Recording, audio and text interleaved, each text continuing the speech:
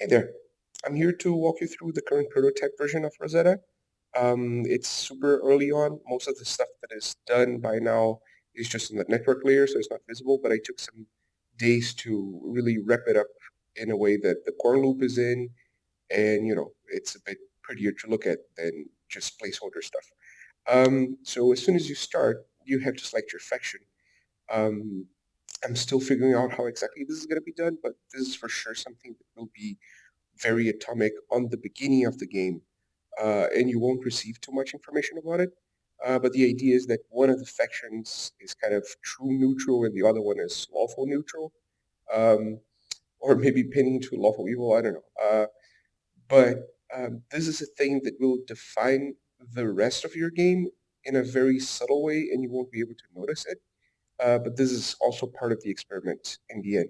So I'm just going to go for chaos for now, which is, yeah, why not? So this is kind of your hub.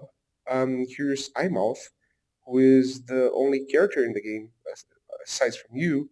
He's actually two characters. I'll get a bit more into that later.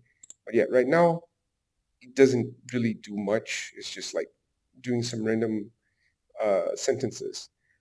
But further on, he's going to have an important gameplay part. Um, so the way that you play here at this point is you have to go to a room to look at an artifact, right? And when you get here, you can see that there's this big obelisk with a bunch of scribblings that you can't really understand. But just like on the Rosetta Stone, if you look to the side, you can see that there's actually the English text in here, but it's decayed, right? So depending on the facet that you're looking at, it's either more or less decayed, and this is going to be a thing that is going to be best. Oh, this is really busted. Yeah.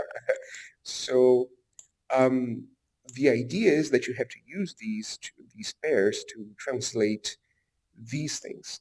All the characters in here are, all the symbols are procedurally generated, which means that hopefully we can write a bunch of stuff and they won't look the same.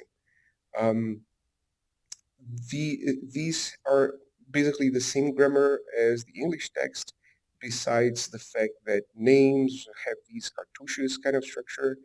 But this is something that that's part of the the experiment, is to getting the players to figure that thing out. So since I was a big Indiana Jones fan when I was a kid, what you can do is you can actually come here and yeah, you can copy these texts so you can study it later on your hub. It's a rubbing. Dad made with the Grail tablet.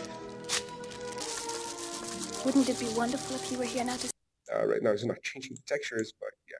So I'm just going to capture the four sides so we have more, as much information as possible in this thing. And yeah, now that I have the four of them, I can return to my study.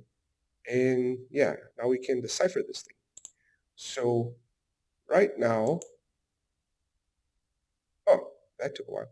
Um, right now, you have this really beautiful UI here that is just listing everything.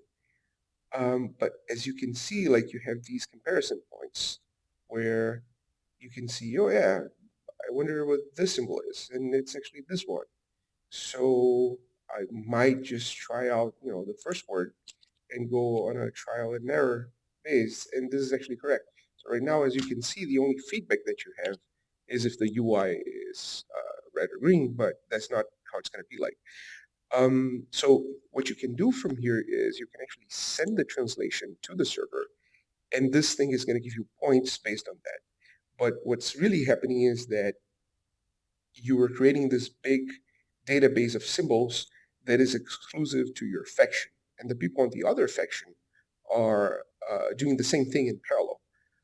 The reason why they're doing this is because there's this big text that basically is the main drive of the story of the game. And whichever faction gets there first, so translates everything first, is going to be the one that decides what's going to happen next in the in the history in the story of the game, right? So right now it's really simple and just UI based, but here's where iMouth comes in. So basically, instead of having this UI for you to search for stuff. What you're actually going to do is you're going to use iMouth. Um, I said that iMouth is two characters because there are kind of two consciousness living inside of iMouth. One of them is just your regular buddy, and he's going to help you, like, guide you through the game and etc. But he is the one who can actually tell if things are correct or not, right? Um, the problem is he doesn't really know the language that you're trying to read here. Um, this is the weird part. Uh, so he has this kind of parallel consciousness where he calls it his brother. So they both inhabit the same body, and his brother knows this language, so he can read it out loud for you, but he doesn't. So basically, it's a tool with two modes. One mode is um, it literally reads through every symbol phonetically, and I'm trying to hook this into how to get this to actually be meaningful in the gameplay sense. But iMouth actually, like the regular personality, it can tell you if a thing is correct or not, but he can't say what the translation is. So he just has this weird sense of if a thing is correct or not, but he can't help you translating the thing other than saying if it's right or not. So it's basically like the same mechanic of, doing this red or doing this green, but using this character as a tool for this thing.